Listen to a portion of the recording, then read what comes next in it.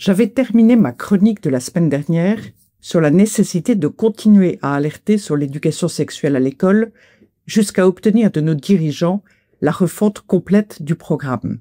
L'actualité, hélas, a rejoint cette semaine mon propos, ce qui me conduit à revenir sur ce sujet. Mediapart vient en effet de révéler qu'un référent EVARS, pour éducation à la vie affective, relationnelle et sexuelle, donc un référent EVARS de Lozère, qui avait été nommé par le rectorat de Montpellier, avait été condamné en 2011 pour détention d'images pédopornographiques.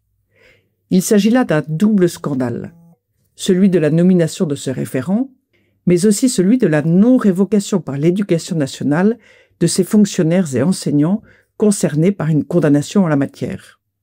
En effet, si le rectorat a aussitôt démis l'intéressé de sa nomination, il n'est pas pour autant révoqué. L'Éducation nationale faillit donc à ses responsabilités.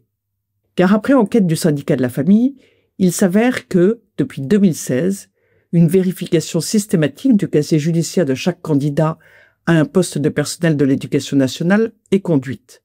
Cette procédure a été mise en place en 2016 à la suite de la découverte, à l'époque de Najat Vallaud-Belkacem, ministre de l'Éducation nationale, que le personnel enseignant comptait en son sein une soixantaine de condamnés pour des affaires mettant en cause des enfants. Sauf qu'il s'avère, quelques années plus tard, via cette affaire survenue en Lozère, que si les contractuels avaient été aussitôt exclus, les fonctionnaires concernés ne l'ont jamais été. Et à cela s'ajoute une autre faille. Lorsqu'un personnel de l'Éducation nationale change d'académie, les informations sur son casier judiciaire ne sont même pas transmises à la nouvelle académie. Et en fait, le ministère ne centralise pas ces informations.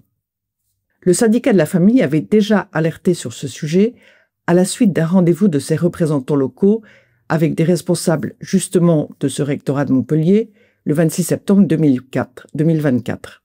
À la question de savoir si les casiers judiciaires des intervenants dans les classes étaient bien vérifiés au préalable, les responsables du rectorat avaient indiqué que ce n'était pas le cas pour les membres d'associations agréées.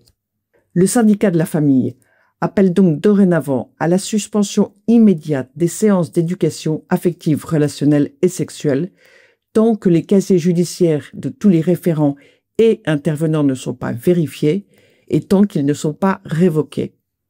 Le syndicat de la famille appelle en outre à la transparence vis-à-vis des parents. Ils doivent savoir à l'avance qui intervient et ils doivent pouvoir s'assurer que le casier judiciaire de l'intéressé a bien été vérifié.